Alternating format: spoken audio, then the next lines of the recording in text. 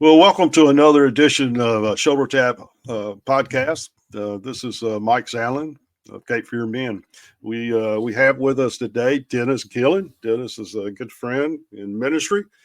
He lives up in the upstate South Carolina, so to speak. Well, let me share a little bit. Dennis is a sought after speaker and educator and author.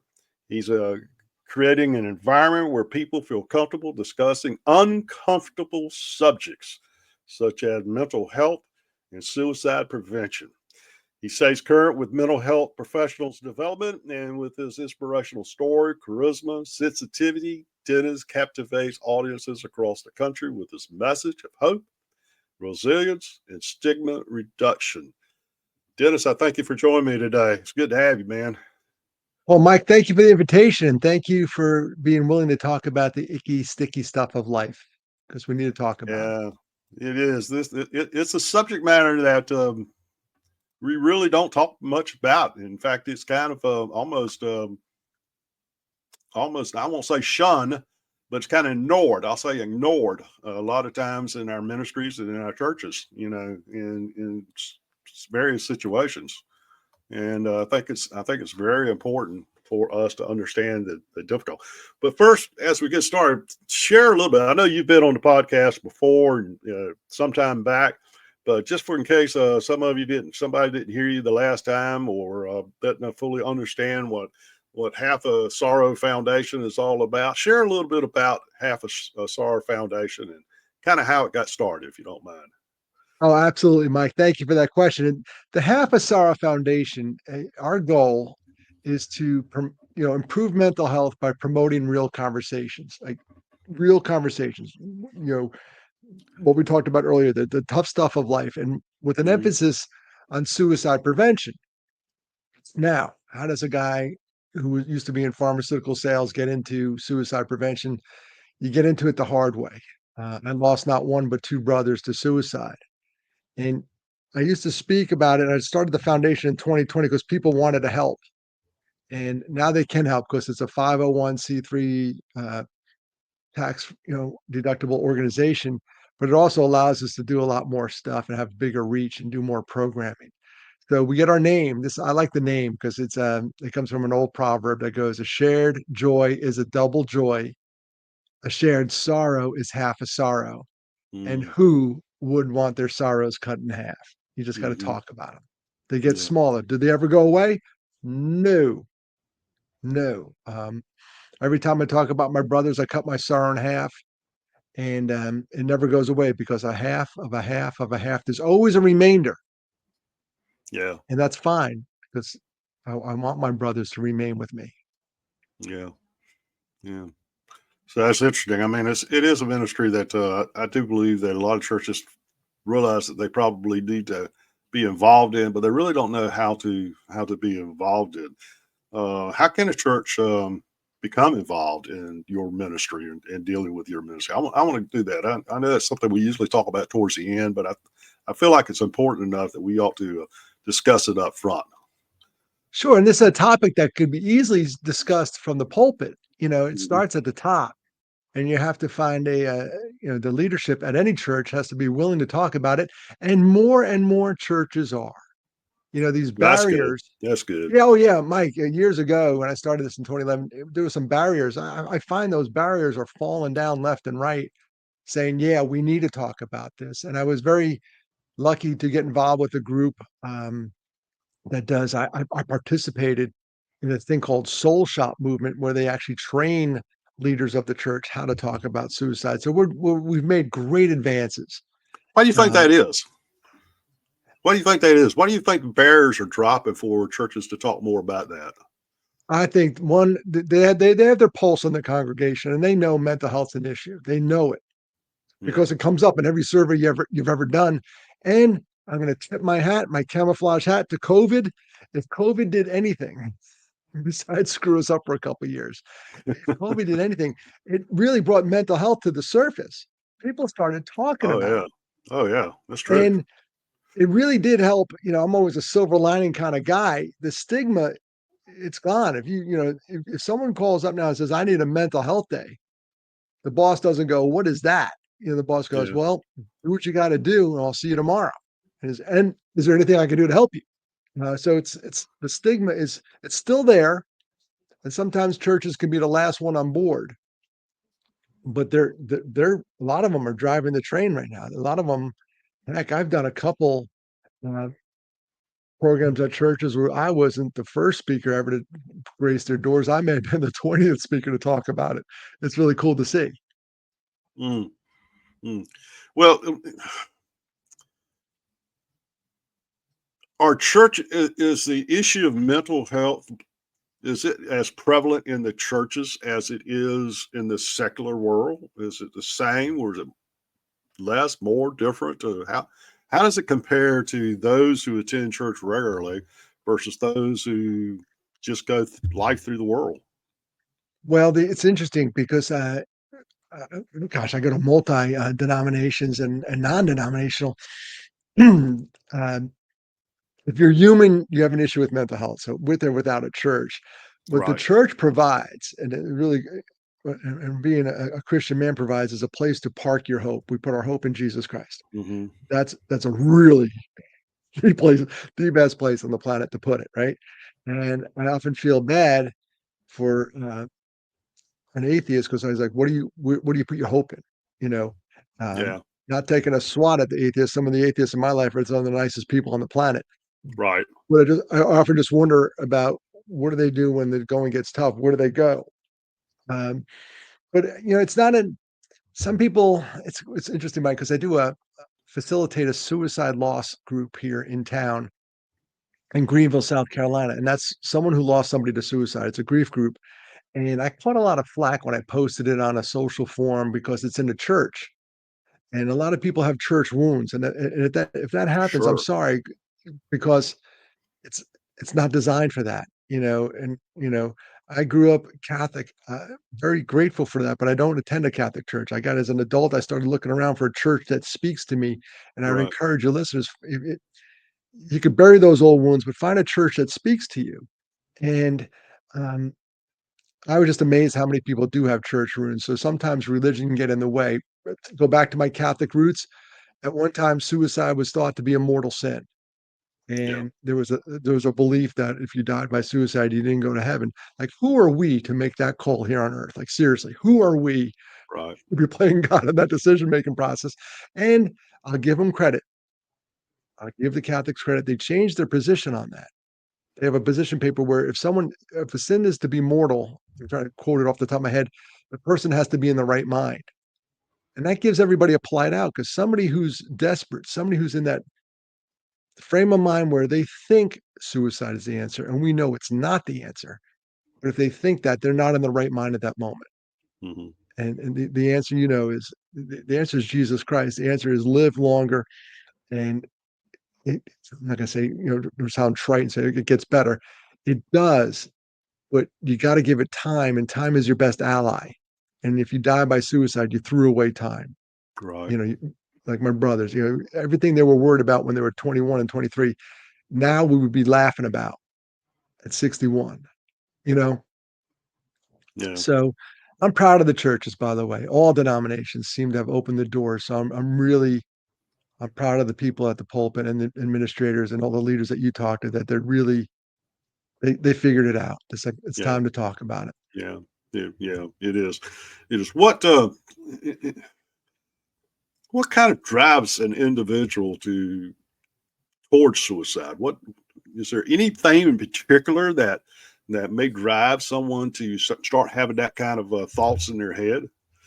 Wow, I wish we had that answer because then we would work on that. But there's external and internal stressors, right? Right. And Right. it's a complex problem, which honestly needs a complex solution. So it's often complicated. Every time there's a Hmm. death by suicide, you have an N of one. Sure you can group them together, but for that individual to be in that dark place to see that as a way out, um, it's tough. So one overriding thing is a loss of hope. We talked about Mm. that earlier. If someone Mm. loses hope or in desperation, and I go back to my own personal life, losing the two brothers.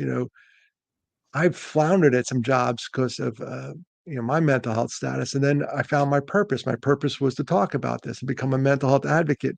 So I'd say loss of hope and loss of purpose can can put people in a desperate state of Mhm. mind. But the good news is those things come back. It's not a permanent loss of hope. Maybe it's waning at the moment, but it does come back. And your purpose, it took me 5 decades to figure out what to do with my life. And I always talk to the young kids when I do the youth groups. I said, be patient. Just be patient. It will reveal itself. God has a plan for you. Right. And so it's multifactorial. And we're going through a tough time right now as a country, as a globe, global economy and housing market. There's all these external stressors, but there's also internal. Can you have some people have a genetic predisposition to mental health disorders. It runs in the Right. family. There's a Right. brain imbalance, a chemical imbalance. It just happens. You know, um, Someone who's schizophrenic, they didn't ask for that, and it happened, and it's their brain is broken.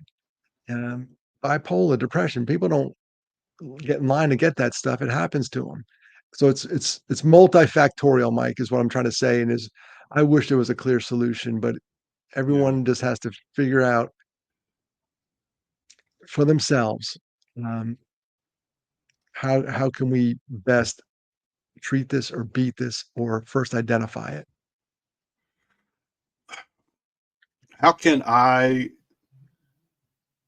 identify that with someone, or not with them, but how can I identify someone, what's going on? Do they have a particular characteristic or words they may use that may you know cause me to say, you know, maybe this person needs some additional help, or maybe I need to come alongside them somehow to help them walk through whatever they're going through. There's just, that to help prevent them from going down that dark path. Wow, Mike, great question. You brought up some. I'm gonna break it down into two groups. One, there's risk factors, Uh and huh. the other one are warning signs. So let's break it down first. Risk factors. Risk factors can be anything. Like we're we love routines. Get Right. up, go to work, routine. Anything that disrupts that routine. Loss of job. There's a risk factor. Family history of suicide. I had that. When I lost Mark, I had a family history. We lost Matt. It was cemented. After we lost Matthew. Um, Gosh, middle-aged men, Mike, if they're going through a divorce, Mm-hmm. that's a transitional phase. That's a risk factor. Mm-hmm. Previous suicide attempt. Those were, all this stuff. Anyone, we can put it in one big bucket. Is anyone in transition or out of routine? That could be a risk factor. Bullying, all this other stuff. Hazing. Now let's go over to warning signs. Now you and I are in a men's group and we notice someone stops showing up. People withdraw, they isolate, they pull away. They may talk about it, believe it or not. They may joke about it or say, "Oh, you'll be better off without me." Like throw off these one-off comments, hoping somebody. I think they're invitations because hoping somebody bites. And go, whoa, whoa, whoa, whoa, say that again. You know, um, so there's talk. They may write about it. They may say, "I'm a burden. Oh, you'd be better off without me," which would be great if everybody verbalized it. But often it's behaviors you're looking for. Right. Withdrawing, isolation, giving stuff away. Um, all of a sudden, they're happier. They have a plan. They see the end in sight. They're happier, and they're impulsive. You just know. And you said something earlier when you were asking the question, like you have a hunch or you think something's wrong. Sometimes you got to go with your gut on these things. Mm-hmm. We have they say we have three brains: one in our head, one in our heart, and one in our gut, all based on nerve endings. Those are the three big nerve centers. And Mike, what you said is sometimes you got to go with your gut. And the other part, when I go over this in my talk, risk factors and warning signs, the other thing I say is I'm only talking to two people when I go over these risk factors and warning signs. One, you may be around somebody that's exhibiting these warning signs. And Mike, the other Mm-hmm. person is it may be you. So there's some self-awareness in this. Mm-hmm. I had a kid one time at a presentation. He was looking at those warning signs. He turned to his buddy and said, "That guy's talking about me," which was really cool because he self-identified. Right. He goes, "Man, that's me." And then I'm going to add one in here. This is for all the moms. I had a mom come up to me. There's a suicide out there. I'm going to call it the BS suicide. I'm not going to curse in your podcast. It's the blindside suicide Yeah. where everything's going great. And it happens. I've heard it way too many times that, everything was going good. They were hiding a lot of stuff, so nobody had a clue. And then the next thing you know, they're not with us anymore. I've had way too many people come up to me after my presentation and talk about that one. So we'll call it the blindside suicide, where Oh, nobody had a clue. Normally, you have a clue. Normally, there's something like maybe a friend or someone knew something that knew something that knew something. And when you all get together at a funeral, you'll have this little piece of a puzzle, and you put it together, like, oh, there it is. But when you have that one piece, it doesn't look like anything. hmm, Just stop coming. Say someone stops coming to Bible study, and someone just think, oh, the guy's busy. He hasn't been here for 3 weeks. Well, that's a sign. Now, going back to the proactive part of that, if someone doesn't come to an organization or a Bible study, let's use that example. If someone doesn't come to a Bible study and they miss one, how cool would it be if someone in that Bible study called that dude up later that day and said, "Hey, we missed you today. well, Is everything okay?" so many times in our men's groups, we do encourage guys to do that. And a lot of times we take the attitude it's just to let them know we miss them, and it is to Yeah. tell them Oh, we miss yeah. them, but we don't know how big of a deal it would be for them by us doing that, because you don't know what's going on in their lives, and this could have prevent something from drastic from occurring. Mike, you nailed it. We don't know what's going on in our lives, nor do they know what's going on in our lives, because know why? We're men and we That's right. camouflage. This camouflage hat is on here for a reason. We tend to camouflage our emotions. And for the listener, I'm wearing a camouflage hat. And I have a club where I get together with guys. When I went through my divorce, it's called the Camel Hat Club. We have breakfast every first Thursday of the month. And Mm-hmm. all it is a touch point. It's 12 times, Mike. This Camel Hat Club is 12 times I see these guys, and I'm serious. If we didn't do this breakfast once a month, I would never see them. Let's be Yeah, honest. yeah, Life takes over. But I right. love these guys. They were there when I was going through a divorce, living in an apartment. I've since remarried, live in a house. I moved away, but all these guys get together and we see each other and we just touch each other. Mm-hmm. So the Camo Hat Club, and men are 80% of all suicides. So we keep a lot in. Let me say that again. I kind of said it kind of fast. Men are 80% of all suicides. Women have more attempts, but men go in the woods and we don't come out. Yeah, And that's not cool. There's a lethal means message there somewhere. I don't want to get into it right now, but that number is way too high. Dudes, we yeah, got to do some things for each other. yeah, yeah. You're absolutely right. You're absolutely right. Well, Dennis, I know that one of the things I put a teaser out today, actually about these podcasts that are coming up, and one of those the teaser was about the podcasts we're going to be doing over the next few months, leading up to the ISI conferences that's going to be held in North Carolina, in Wilmington and in Monroe. And I mentioned you as being one of the first ones we'll be talking to, and that you would be talking to the men about men need men for their mental health. Can you explain that a little bit? I don't want you to get into your talk, so to speak, but can you explain a little bit about what you're going to be encouraging the guys, and what it really means for them to maybe whet their appetite to say, I need to go see that guy. Absolutely. But you know this. Great setup there for the conference. I'll be at the one in Monroe, and it's we're not we're not designed. Let's be honest. We're not designed to do this thing called life alone, and often we choose that. Mm-hmm. We all know guys, and I always joke. I was like, one day when I win the lottery, I'm getting a house in the woods. Everybody leave me alone. That would be the worst thing for me. And my wife laughed. She goes, "You would die up there." I said, "No, maybe a weekend would be nice, but it is. But long term, it's not good. We're made to interact, and especially men need men. And I'm Yes. very fortunate in my life, Mike. I don't know if it's fortunate or because of my losses that I make a, a concerted effort to keep guys in my life. I'm on a text chain with 19 guys that were on my freshman dorm floor in 1981. Wow. This year we're getting together. We're going back. I went to West Virginia University in Morgantown, West Virginia, and we're all going back to West Virginia. But I'm going to run that thing, and somebody has to step up. Somebody has to be the Right. organizer. And because I know men need men, I'm going to do it. And I did it last time, and it doesn't bother me. because it's good for me. I go to those weekends. I love them, like the ISI conferences. Some guys get dragged there, or their wife signs them up. You're going to that, and then they go and they come home like, well, I'm glad I went. Yeah. Because I hung out with other dudes, and there's something about it. There's all these other things. There's an online group called Men Living. Um, I highly recommend if you want to do it remote, or if access is an issue. There's so many ways to connect, but we have to make that first step. You Right. know, I can drag people. I talked about the Camel Hat Club one time, and this woman came up to me and she goes, "My husband needs one of those clubs." And I said, "Have your husband call me and I'll show him how we set ours up." And ours is so easy. The first Thursday, usually Wednesday of that that week, somebody sends out a text message, "Hey, is that breakfast tomorrow?" We go, "Yeah, see you there." It's that easy. It's Mhm. so simple. And I said to this woman, I said, "Have your husband call me. Here's my card, direct dial, cell phone. If he wants me to come to the meeting a couple times just to get it going, and then I'll back out because I got my own, say the word." Did Mhm. that guy ever call me? No. And his wife knows he needs it. She's like, "I need to get him out of the house." He needs to get out and see other guys.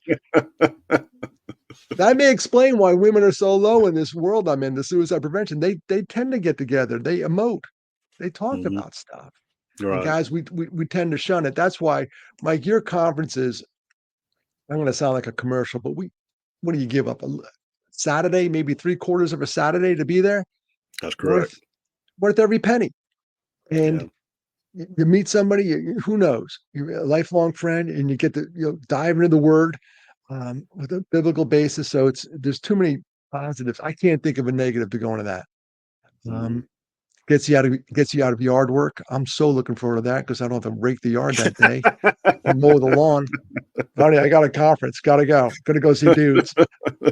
Sorry, it's work. Yeah. Well, Wink, I'll wink. tell you. Yeah, I'll tell you this. It was kind of interesting that you're talking about wives encouraging their husbands to go to these conferences and listen to men like you speaking to other men's lives. It was several years ago. I was doing a conference. It was mansion conference, and everybody was kind of in a breakout session, and I was kind of in an area where I was sitting down having a little refreshment. And this guy walks up to me and says, "Mike, can I talk to you for a minute?" I said, "Sure." So he sat down, and first thing out of his mouth, he said, "My wife bought me the ticket to go come to this conference. She said I needed to come to this conference, and I'm going to go home and give her a big hug because this was one of the best things that's ever happened in my life." And I thought that that just tore me up when he shared that, because of the fact you spoke exactly what a lot of guys are saying. They're reluctant to go to something that is going to be very beneficial to them because they think they can do it all on their own and they don't need other men in their lives. It's such a fallacy. We're not lone wolf. We're not meant to do it. We're not Yeah, meant to lone wolf this thing called life. And I did a TEDx talk years ago before COVID on loneliness. And the woman said, "Oh, don't you want to do suicide prevention?" I said, "It's all related." I said, "It's yeah, all, I'll I get can to see it. that. But, I can see but let that. me talk about loneliness." And she goes, "Why do you want to talk about loneliness?" And I had to be honest with her. I'm going to cry thinking about this. I said, I was going through my divorce. And I said, "Because I'm really lonely right now." Hmm. And there's an old adage, you write what you know. This is what I know right now. I go home to my apartment and nobody's there. I Hmm. know that. So Hmm. I did the TEDx talk on loneliness, and I'm happy to report that when I did the TEDx talk, there was a girl in the audience that was my girlfriend at the time. I said, "You want to come see me do this thing?" And now we're married. So I'm not lonely anymore. And Hmm. like every guy, there's days, "Oh, can I be lonely for one day?" No, can I, one day, guys, Well, I just want to, when guys are lonely, sometimes they'll make bad decisions, and yeah. And that's when the devil picks us off. that's That's, right. and some guy said that to me, by the way. One time I was in a Bible study and I was doing suicide prevention work, going through what I'm going through. And he said to me, he goes, "Be careful. You got a bullseye in your back." I said, "What do you mean?" Yep. He goes, You do God's work by trying to prevent suicides, and the devil knows about it." Yep. And I'm like, "Dude, you're out of your mind." Then about a month later, my marriage blew up. So I'm Mm-hmm. like, "Okay, come at me, bro. What else you got?" So I shouldn't even say that, but by the grace of God, I got back on my feet. So Yeah. Give me a couple of examples in the Bible of suicides. You mentioned that in your description of your breakout session, and you said there were 7 of them. I don't want you to go through all 7 of them, but I don't think people realize that even in the Bible there's examples there, and how God used those or didn't use those, or whatever the case may be. So, can you give me a couple of examples of that? Sure, the first one I'll do is the easiest one. I throw it out to the crowd. I say, "Give me an example of a suicide in the Bible," and everybody always says Judas. Yeah, He betrayed right, Jesus, and then you sit there and you're like, "Wow, if Judas would have stuck around." Now he's fulfilling a prophecy from Isaiah. We got it. He had a right, role to right, play. right. So, but imagine, Peter denied Christ 3 times and went on to be a superstar as far as, going to Rome and all that stuff and Right. spreading the word. What could have Judas done for real? Like seriously, Mhm. he would have been one. And then I tell people, uh, the first king of Israel died by suicide, and they go, "Really?" I said, "Saul." Yeah. Saul. In the battlefield. He drew his own Mhm. sword. He was injured, lost all his kids, had a bad day at the office, and so did his sword bearer. So we lost Yeah. 2 right there. And then there's some obscure ones like Abimelech, and we'll talk about this, Ahithophel. These are Old Testament ones like, well, King Zimri, and we'll go over them in my talk, but they died by suicide. Samson died by suicide. He Yep. knew when he pushed those pillars, I'm going down with them. Yep. Yep. And we'll actually go over intervention during my talk. And I don't want to give that one away because it's too good. It's awesome. That's You got to come to the well. conference. Yeah, I'm looking forward to having you there, and really going to enjoy that time. I'm going to try to slip into one of your sessions and see if I can hear what you have to say. Well, Dennis, we only got a couple of minutes here before we got to wrap up, and I want to give you a minute or two to really just share your last word, what you may have to say to men or even ladies that may be listening to this podcast. And as we close out, what's one word of encouragement, or what's one word of wisdom that you would like to share with them in this area of mental health and suicide prevention? Yeah, the one encouragement I'd give you, it's from personal experience, is raise your hand. If you're the person suffering, don't hide it. We all do it. Just raise your hand and you'll be amazed. The minute you admit a fault, back to my sharing sorrow, half a sorrow, the minute you admit something, you'd be amazed when people go, "Oh, you too? I thought it was just me." You know, we're all in this thing together. Not every life isn't all Skittles and unicorns. And the reason I say raise your hand, on the day my older brother Mark died, he pulled up to a friend's house.